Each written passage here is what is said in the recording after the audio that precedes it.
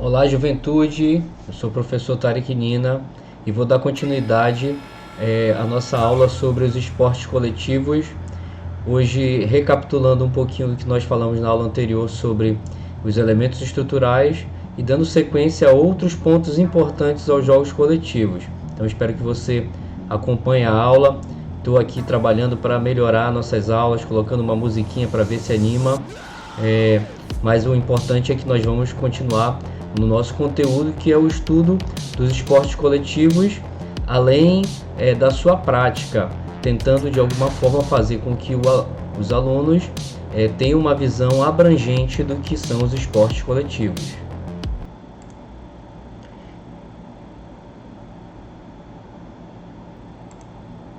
Então, na aula passada, nós estávamos falando sobre as modalidades esportivas coletivas, e só para relembrar, né, isso é básico.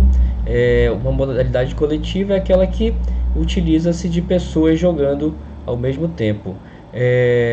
Então, se elas são praticadas por mais de um atleta, ela pode ser uma modalidade coletiva. Mas o mais importante da nossa aula é que nós precisamos lembrar dos elementos básicos e chamados elementos estruturais da nossa dos esportes coletivos, né? Então vamos abrir aqui o nosso quadro e verificar quais são essas modalidades, quais são essas estruturas. Vamos relembrar basicamente, né? Os elementos estruturais estão divididos em 6, mais ou menos não, claramente, né? O móvel, que pode ser a bola, o disco, e aí a gente pode tentar lembrar qual esportes que utilizam bola. Tem outro tipo de móvel que pode ser o disco, então nós podemos lembrar do hóquei. Existe um jogo que utiliza o frisbee, chama-se Ultimate Frisbee, não utiliza a bola, né? Mas é o móvel, né? Aquilo que a gente vai transportar num campo de jogo para chegar num ponto, que é um dos pontos importantes que nós vamos utilizar depois, né? Então, o primeiro é o móvel. Posteriormente, o segundo ponto que nós vamos precisar analisar é o espaço de jogo. Todo esporte tem um espaço de jogo determinado. Então, o espaço de jogo é a quadra, é o campo, até uma piscina. A gente pode pensar, o polo aquático é um esporte coletivo, só que é jogado no meio aquático, né? E a piscina é o espaço de jogo. Para todos esses esportes coletivos, nós temos o terceiro ponto, que é o alvo ou meta. Então, de características diferentes, dependendo da característica do jogo, pode ser vertical, pode ser horizontal, pode ser uma junção deles. E aí a gente começa a analisar. O futebol tem as balizas, né, que são as traves. O vôlei, olha o vôlei, como é que a gente vai pensar? Qual é a meta do vôlei? É o chão, né? Como a gente tem o objetivo do jogo de vôlei é fazer com que a bola caia no chão. Essa é a meta do vôlei. O basquete, um alvo vertical. Vários outros esportes têm alvos parecidos com balizas ou gols, né? Mas também temos o futebol americano, que não para você fazer pontos em maior quantidade, como o touchdown, você não precisa acertar um alvo, é passar uma linha, que aí você marca o touchdown, né? O Y vale para chutes, né, ou field goals e conversões. Então, o futebol americano, assim como o rugby, é só você ultrapassar a meta, né? Só que no rugby ainda tem que tocar a bola ao solo. E se é um esporte coletivo, a gente vai passar para o quarto ponto, que é companheiros, né? Eu só posso jogar se eu tiver meus parceiros. Assim como para jogar o esporte coletivo eu vou ter os adversários. E aí cada jogo vai ter as suas regras definidas, e isso é um ponto importante. Quando a gente faz a definição de esporte, é o ponto relativo a regras que são padronizadas e conhecidas por todos os atletas. Não adianta só eu conhecer a regra desse esporte. Para eu ter a competitividade, eu vou precisar que essas regras sejam bem conhecidas e divulgadas. Então, sabido que nós estamos falando do jogo coletivo e aqueles 6 elementos estruturais, é importante a gente começar a entender como funciona o jogo coletivo. Uma chamada relação de cooperação e oposição. Eu coopero com o meu colega em oposição ao meu adversário. E há duas fases importantes para definir o momento do jogo, né? Que são as fases de ataque e de defesa. O que define quando eu estou no ataque ou na defesa? Será que é o campo, o espaço do jogo, onde eu estou no jogo? Poderia dizer que sim, mas há algo mais importante que vai definir isso. Quem já fez as nossas aulas práticas vai lembrar. Eu posso estar no meu campo de defesa, mas se eu estou com a bola, se eu estou com a posse do móvel, eu estarei no ataque. E isso é a definição da fase de ataque ou de defesa. Eu posso fazer uma marcação bastante ofensiva, uma marcação pressão na saída de bola, mas sem a posse da bola eu estarei na defesa. Então, as ações do jogo dos jogos coletivos que trabalham na relação cooperação e oposição funcionam em duas fases, ataque e defesa. E aí elas vão ter sempre relações opostas, né, proporcionais. Se eu estou no ataque, eu tenho a bola e eu quero conservá-la, eu não quero dar para o meu adversário. Já quem está na defesa vai tentar fazer a ação de recuperação dessa posse da bola, né, ou do móvel. Quando eu então tenho a posse da bola, o que eu vou fazer com ela? Eu preciso tentar progredir com meus colegas até chegar à meta para marcar os pontos, né, definidos pelo jogo. Já se a relação é de oposição, né, cooperação e oposição, quem está na defesa vai ter que impedir ou dificultar essa progressão dos jogadores até a meta que defende. Nem sempre é preciso eu tentar tomar logo o móvel, né? Eu posso atrasar o ataque, eu posso ocupar os espaços. É assim que funciona, não dá para eu tentar tomar o tempo todo, né? Isso é importante, porque se eu tentar tomar o tempo todo a bola, claro que é um princípio importante de querer ocorrer, mas eu preciso analisar muito bem. O jogador de ataque, né? Ele começa a analisar, será que aquele cara que vai logo de primeira sempre, a gente sabe no futebol, não vai de primeira, porque tem um cara habilidoso que ele consegue controlar muito bem a bola e vai dar aquele traço, vai dar aquele rolinho, vai dar aquele debaixo da tua perna e você vai ficar desmoralizado e ele vai fazer o que ele quer, né? Que é progredir para o ataque. Então, se eu mantenho a posse da bola, eu quero atacar e seguir até a meta contrária para marcar o gol ou ponto. E lá já na defesa, eu impeço essa progressão e defendo a minha meta.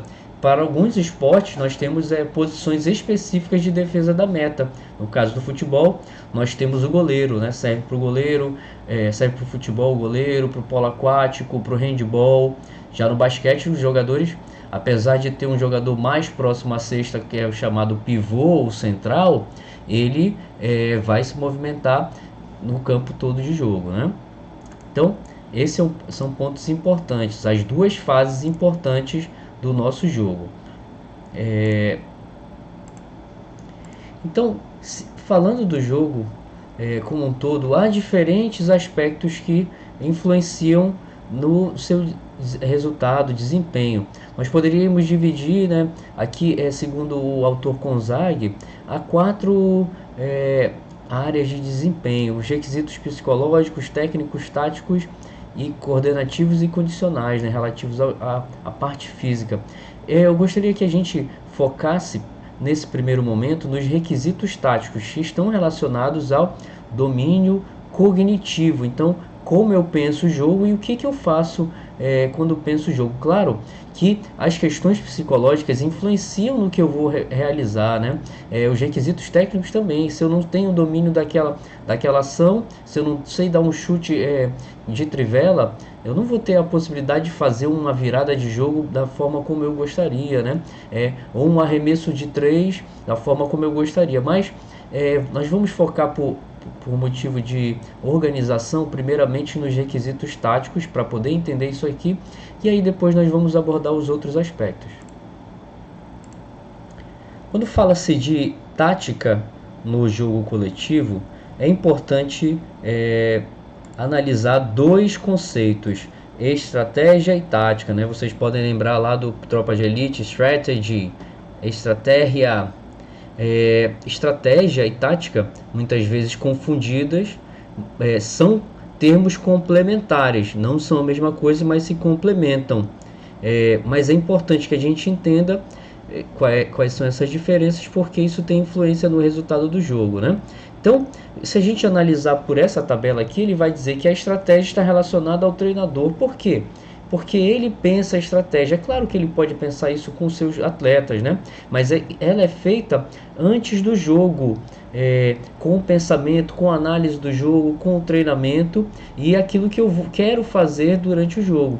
Já a tática tem muito a ver mais com o jogador, é aquilo que ele toma de decisões durante o jogo, com base naquilo que ele estudou, com base no que ele sabe fazer tecnicamente também. Então, se ele não sabe dar uma lambreta, não adianta ele dar uma lambreta, tentar, porque ele vai errar.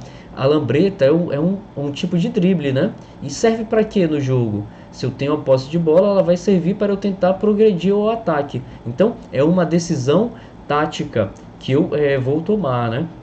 E a estratégia está relacionada mais à ideia de pensamento, né? Já a tática em ação. Mas elas, se a gente for analisar, elas não demoram assim. Se eu preciso tomar uma decisão muito rápido no jogo, não dá tempo de eu ficar pensando muito bem. Então, os dois últimos pontos, regulação da competição e a condução do confronto-jogo, é uma questão daquilo que uma estratégia, ela também pode estar relacionada às regras do jogo, né? Relativo ao tempo, como é que eu vou me comportar em certo período do jogo. Por exemplo, no basquete, a gente pode analisar final de jogo, o jogo bastante próximo, empatado ali, faltando 30 segundos, eu faço uma falta para que o jogo pare. É uma estratégia que o treinador fala para o seu atleta realizar normalmente, mas também pode ser tomada pelo jogador. Então, a estratégia e a tática são dois conceitos complementares, né? Vocês podem dar uma lida aí no que os autores vão falar, podem ser compreendidos como normas e comportamentos que servem para utilização ótima em competição dos pressupostos condicionais, motores e psíquicos, tendo em conta o modo de jogar do adversário e outras condições, né? Como eu falei, instalações, regras.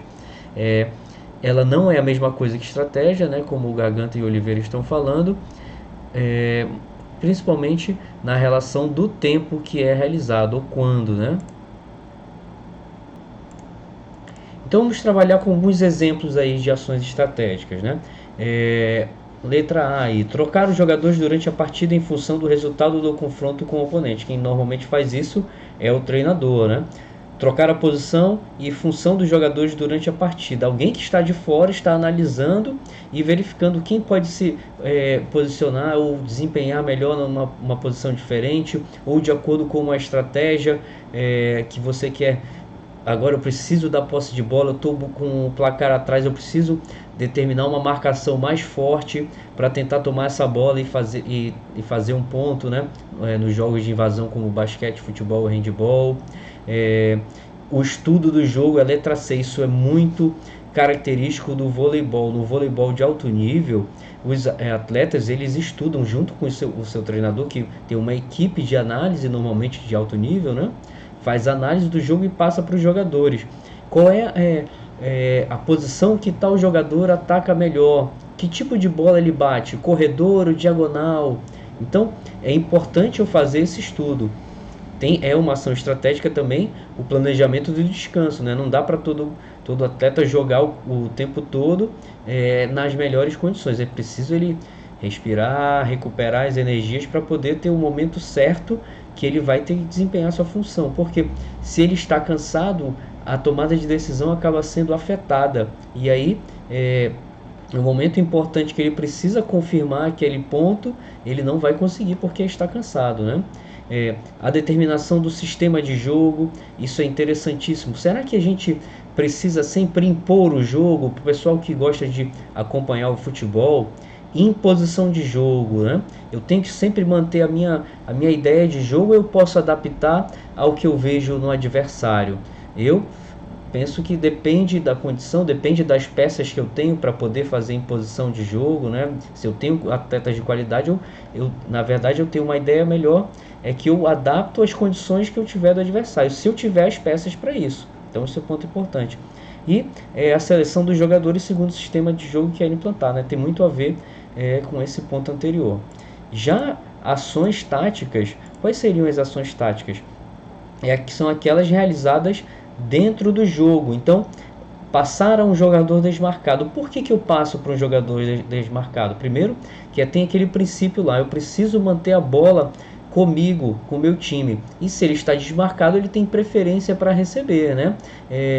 Então, não adianta eu ficar segurando, né? Ou sempre gosto de brincar aí com o Neymar, passa a bola. Neymar é um jogador muito habilidoso, mas que tende a segurar muito o jogo. E quando ele joga com maior inteligência, sem precisar estar segurando muito a bola, o jogo dele flui, porque ele é muito habilidoso nos dribles e ele acaba sofrendo menos faltas, que é um problema hoje dele, que são muitas lesões, porque ele segura muito a bola, né? Então, uma ação de passar ao jogador desmarcado. A letra B é simular uma ação e trocá-la no último momento. Isso aí pode ser chamado de finta. Eu fingi que ia fazer algo, não fiz e troquei e fiz outra ação. Pode ser um passe sem olhar no basquete, no futebol, um salto para uma cortada no vôlei, que é a chamada finta de ataque.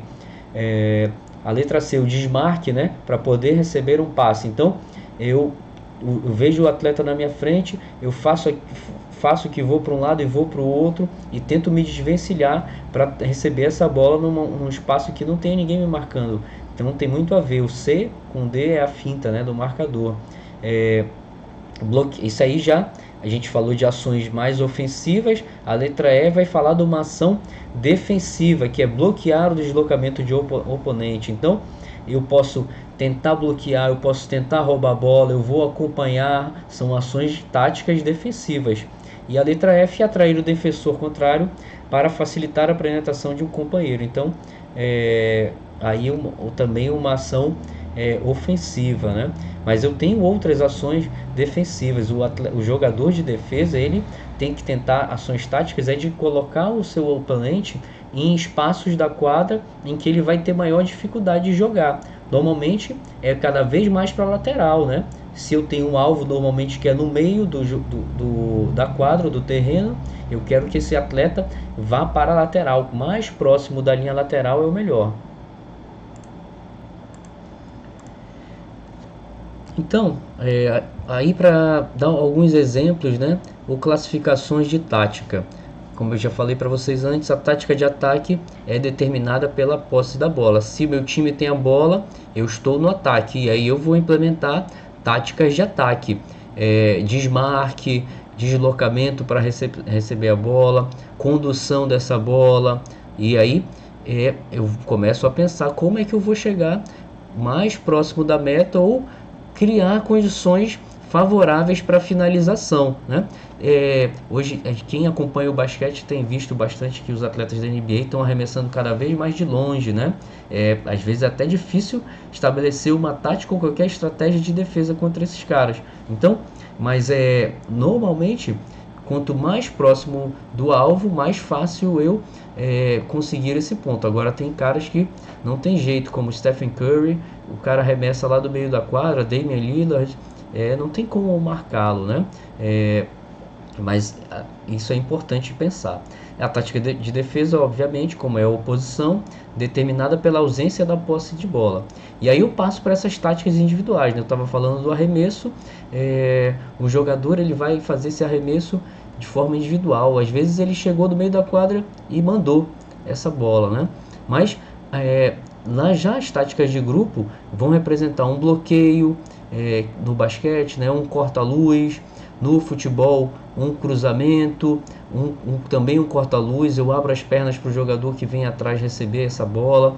Já uma tática individual é um drible de um jogador, né? Uma tática coletiva do futebol pode ser uma ultrapassagem na lateral, em que o jogador vem de trás, ele espera esse passe e ocupa a lateral para tentar depois fazer o cruzamento. Então, e as coletivas, né, seria essa sucessão de situações simultâneas grupais. E aí eu vou estabelecendo o meu jogo, que ele a ideia de quem trabalha com jogo coletivo e pensado ter o meu time organizado para causar no outro time que ele fique desorganizado. Eu trabalho com a minha organização para causar desorganização no outro time, né? Já dizia o Chico Science, eu me organizando posso desorganizar. E o esporte coletivo é muito isso, é organização para estabelecer depois a desorganização, a desordem. E essa desordem tem espaços específicos, né? E aí que entra a característica que a gente não abordou hoje, que são as características técnicas do jogador. Tem um time organizado para que na posição e no espaço correto ele desempenhe suas características técnicas, seu drible, sua finta. Então não adianta eu ter um jogador no futebol que quer driblar lá no campo de defesa, na frente do gol. É provável que ele pode até passar por um, mas ele não vai passar pelo segundo, perde a bola e o seu time tem chances de tomar um gol. Então é importante analisar que se é um jogo coletivo, as ações coletivas devem suplantar as individuais, mas sem as individuais ele não funciona. Elas têm que estar funcionando de forma concatenada para atingir o sucesso. Então, para concluir o resumo dessa aula, então vou começar a construir esse quadro com cada aula. Nossa primeira aula então teve aqueles elementos estruturais dos jogos coletivos esportivos, estão aí acima. E o ponto mais importante dessa aula é essa diferenciação entre estratégia e tática. Então, o quadro que apareceu nos slides, que define quem vai fazer a estratégia, quem vai fazer a tática, quando ela é realizada, e essa diferença para que ela esteja bem entendida, né? É importante entender porque ela acaba se complementando, né? Uma tática de jogo, normalmente ela está adaptada à estratégia. Se a estratégia do time é uma estratégia de posse de bola, de manutenção e não de propor o jogo e não de reagir, eu vou precisar ter táticas dos jogadores de manutenção da posse de bola, de segurar, de dar o passe um pouquinho mais rápido, né? Ou mais lento, mas segurar um pouquinho, sempre 1, 2, 3, no máximo 3 toques na bola, falando de futebol, né? Mas se eu tenho uma estratégia reativa, o toque é mais rápido e eu vou tentar lançamentos da bola com espaços mais longos, né? Falando do futebol, isso serve também para o basquete, para o handball. Se a gente for pensar em vôlei, como é que eu vou estabelecer a estratégia tática? A minha estratégia anterior é definir qual é a posição melhor para ataque, quem é o meu jogador que ataca melhor, em que posição que ele ataca melhor. Então essa é a minha estratégia pensada e a tática vai ser a implementação disso no jogo. O meu levantador ele vai ter que colocar as bolas, levantar as bolas para o jogador na posição que ele sabe melhor atacar. Então entender a diferença entre estratégia e tática é saber o que eu preciso fazer em qual momento do jogo. Pessoal, então, vocês sabem que o momento continua difícil, né? A gente não está podendo se encontrar pessoalmente, mas eu estou tentando trabalhar e criar o que for possível aqui, tentar adaptar e aprender novas tecnologias para chegar até vocês da melhor forma possível. Se vocês tiverem dúvidas, entre em contato pelo WhatsApp, lá na Google Sala de Aula, por e-mail, por telefone. Não deixem de fazer as atividades previstas na Google Sala de Aula e eu vou lançar essa semana ainda os formulários, os exercícios para vocês começarem a realizar a fixação das atividades. Então, muito obrigado, continuem usando máscara, continuem pensando na segurança de vocês e dos seus familiares e até a próxima. Tchau!